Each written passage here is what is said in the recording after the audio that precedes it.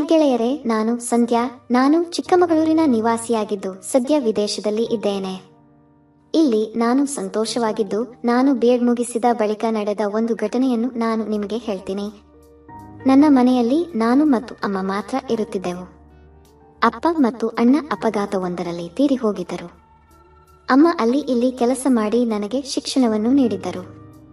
ಹೀಗೆ ನಮ್ಮ ಜೀವನ ನಡೆಯುತ್ತಿತ್ತು. ನಾನು ಬಿಎಡ್ ಮುಗಿಸಿದ ಬಳಿಕ ನನಗೂ ಕೂಡ ಅಮ್ಮನಿಗೆ ನೆರವಾಗಬೇಕು ಎಂದು ನಿರ್ಧರಿಸಿದೆ.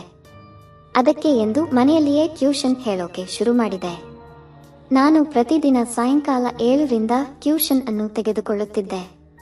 ಇದರಿಂದ ಚೆನ್ನಾಗಿ ಸಂಪಾದನೆ ಮಾಡತೊಡಗಿದಾಗ ನಮಗೂ ಸಂತೋಷವಾಯಿತು. ಹೀಗೆ 1-2 ತಿಂಗಳು ಕಳೆದ ಬಳಿಕ ಮನೆಯ ಪಕ್ಕದಲ್ಲಿದ್ದ ರೋಷನ್ ಕೂಡ ತನಗೆ ಟ್ಯೂಷನ್ ಹೇಳಿಕೊಡುವಂತೆ ಅವರ ಮನೆಗೆ ಹೇಳಿದ. ಅವರು ಈ ಬಗ್ಗೆ ಹೇಳಿದಾಗ ನಾನು ಅದು ಹೇಗೆ ಆಗುತ್ತೆ, ಅವನು BSc ಮೊದಲ ಸೆಮ್ನಲ್ಲಿ ಇದ್ದಾನೆ. ಆದರೆ ಎಂದು ಹೇಳಿದಾಗ ಅವರಮ್ಮ ಅವನಿಗೆ ಗಣಿತ ಮಾತ್ರ ಹೇಳಿಕೊಡು, ನಿನಗೆ ಜಾಸ್ತಿನೇ ಹಣ ಕೊಡ್ತೇನೆ ಎಂದು ಹೇಳಿದರು. ಅವರ ಮಾತು ಕೇಳಿ ನನಗೆ ಆಶ್ಚರ್ಯವಾಯಿತು.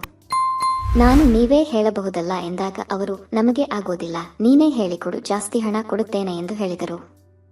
ಆಮೇಲೆ ನಾನು ಸರಿ ಎಂದು ಹೇಳಿದೆ. ಅವರು ತುಂಬಾ ಶ್ರೀಮಂತರಾಗಿದ್ದರಿಂದ ನಾನೇ ಅವರ ಮನೆಗೆ ಹೋಗಬೇಕಿತ್ತು. ಅದರಂತೆ ನಾನು ಅವನಿಗೆ ದಿನಾಲೂ 8ರಿಂದ ಹೇಳುವುದಾಗಿ ತೀರ್ಮಾನಿಸಿದೆ. ನಾನು ಅವರ ಮನೆಗೆ ಹೋದಾಗ ಅವನನ್ನು ಮೊದಲ ಬಾರಿಗೆ ಕಂಡು ನಾನು ನನ್ನ ಕಣ್ಣುಗಳನ್ನೇ ನಂಬದಾದೆ. ಯಾಕಂದರೆ ಅವನು ಯಾವತ್ತೂ ಹೊರಗೆ ಬಂದಿರಲೇ ಇಲ್ಲ. ಅಲ್ಲದೆ ಅವನು ತನ್ನ PUC ಮುಗಿಯುವವರೆಗೆ ಬೇರೆ ಊರಿನಲ್ಲಿ ಇದ್ದ. ಇನ್ನು ಅವನು ನೋಡಲು ಅಂದವಾಗಿ ಎತ್ತರವಾಗಿದ್ದ, ಆದರೆ ಸ್ವಲ್ಪ ಮಂದಬುದ್ಧಿಯವನಾಗಿದ್ದ. ನನ್ನ ಮುಂದೆ ಕುಳಿತ ಆತನನ್ನು ಕಂಡು ನಾನು ಅಚ್ಚರಿಯಾದೆ.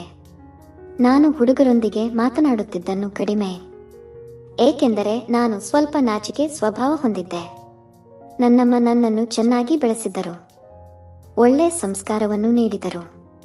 ನನಗೆ ಯಾರೂ ಇರಲಿಲ್ಲ, ಆದ್ದರಿಂದ ಅವರು ನನ್ನನ್ನು ಚೆನ್ನಾಗಿ ಬೆಳೆಸಿದರು. ಹೀಗೆ ಪರಿಚಯ ಮಾಡಿಕೊಂಡ ಬಳಿಕ ನಾನು ಅವನೊಂದಿಗೆ ಮಾತನಾಡಲು ಶುರು ಮಾಡಿದೆ. ಆದರೆ ಮೊದಲ ದಿನ ಏನೂ ಹೇಳಲಿಲ್ಲ. ವಾಪಸ್ಸು ಮನೆಗೆ ಬರುವಾಗ ನಾನು ಅವನ ಬಗ್ಗೆಯೇ ಯೋಚಿಸುತ್ತಿದ್ದೆ. ಯಾಕೋ ಅವನನ್ನು ನೋಡಿದ ಮೇಲೆ ಮನಸ್ಸು ಸ್ಥಿಮಿತದಲ್ಲಿ ಇರಲಿಲ್ಲ. ನಾನು ಮನೆಗೆ ಬಂದ ಮೇಲೆ ಬಾತ್ರೂಮಿಗೆ ಹೋಗಿ ಕೈಕೆಲಸ ಮಾಡಿ ವಾಂತಿ ಮಾಡಿದೆ. ಮಾರನೇ ದಿನ ನಾನು ಅವರ ಮನೆಗೆ ಹೋದಾಗ ಅವನ ಅವತಾರ ಕಂಡು ನಾನು ಗಾಬರಿಯಾದೆ. ಅವನು ನನ್ನ ನೋಡಿದ ಕೂಡಲೇ ಒಳಗೆ ಹೋದ. ಅವನು ಆಮೇಲೆ ಸ್ವಲ್ಪ ಲಾಂಗ್ ಟೀ ಶರ್ಟ್ ಧರಿಸಿ ಹೊರಬಂದು ಅದರ ಜೊತೆಗೆ ಪುಸ್ತಕಗಳನ್ನು ತಂದ. ಬಂದವನೇ ಅಕ್ಕ, ನನಗೆ 2 ದಿನ ಬಿಟ್ಟು ಪರೀಕ್ಷೆ ಇದೆ ಎಂದ. ನಾನು ಸರಿ, ಎಲ್ಲ ಹೇಳಿಕೊಡ್ತೀನಿ, ಅತಿ ಹೆಚ್ಚು ಅಂಕಗಳನ್ನು ಪಡೆಯಬೇಕು ಎಂದು ಎಚ್ಚರಿಕೆಯನ್ನು ಕೂಡ ನೀಡಿದೆ. 2ನೇ ದಿನ ನಡೆದ ಪರೀಕ್ಷೆಯಲ್ಲಿ ಅವನು ಫೇಲ್ ಆಗಿದ್ದ.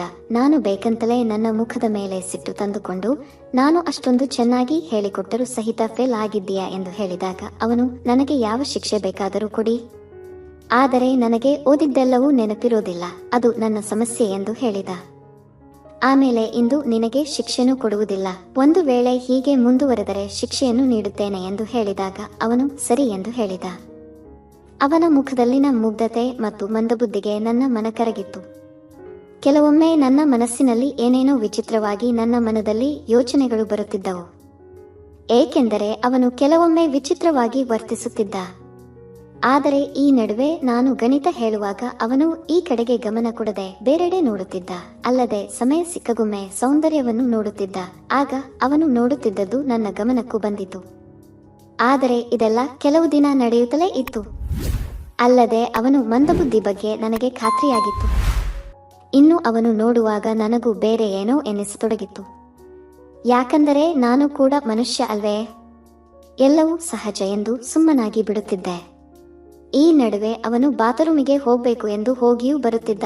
ನನಗೆ ಎಲ್ಲವೂ ಗೊತ್ತಾಗಿತ್ತು.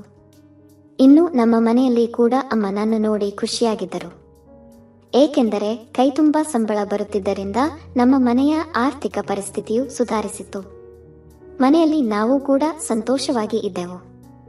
ಹೀಗೆ ಒಂದು ದಿನ ನಾನು ಮನೆಯಲ್ಲಿ ಕೂತಾಗ ಒಂದು ದಿನ ಅವನಮ್ಮ ಬಂದು, ನಿನ್ನ ಬಳಿ ಒಂದು ವಿಷಯ ಹೇಳಬೇಕು ಎಂದರು.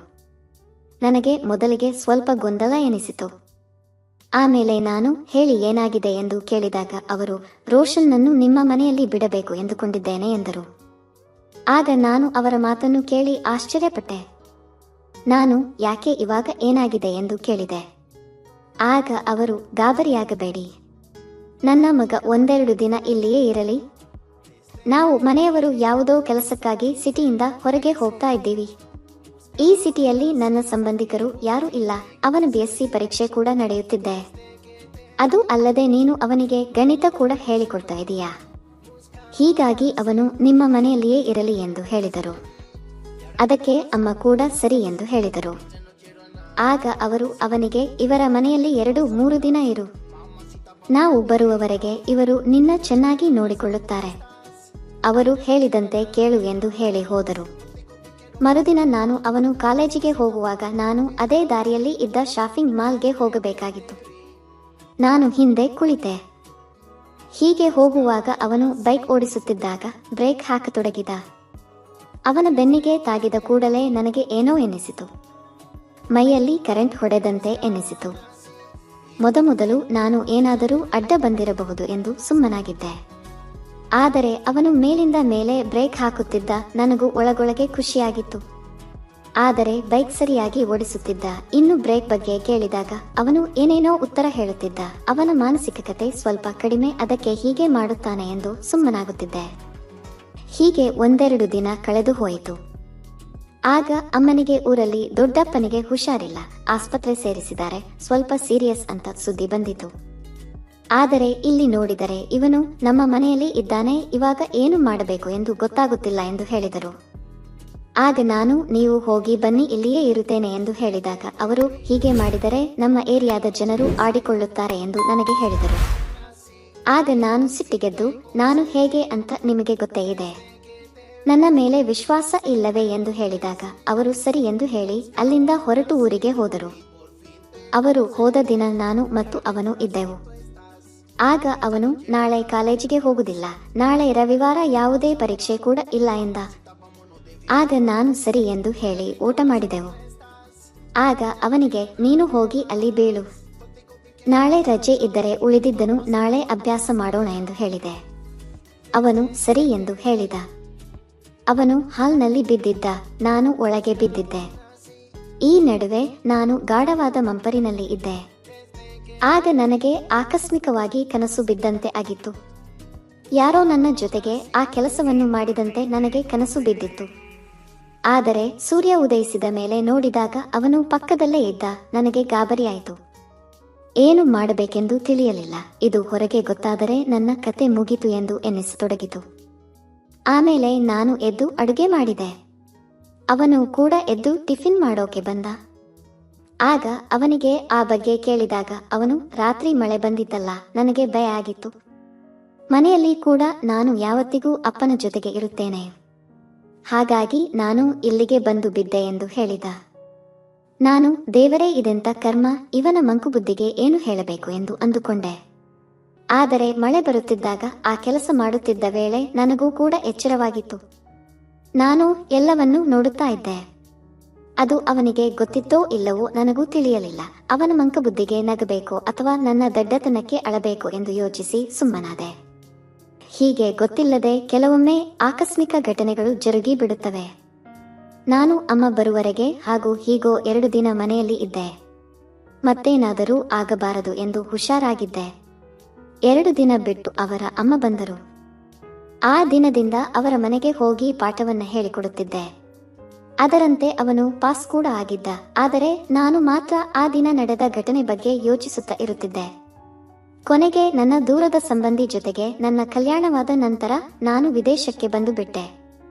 ಫ್ರೆಂಡ್ಸ್, ಈ ಕತೆ ಇಷ್ಟವಾಗಿದ್ದರೆ ಇದಕ್ಕೊಂದು ಲೈಕ್ ಕೊಟ್ಟು ನಮ್ಮ ಚಾನೆಲ್ ಸಬ್ಸ್ಕ್ರೈಬ್ ಮಾಡಿಕೊಳ್ಳಿ.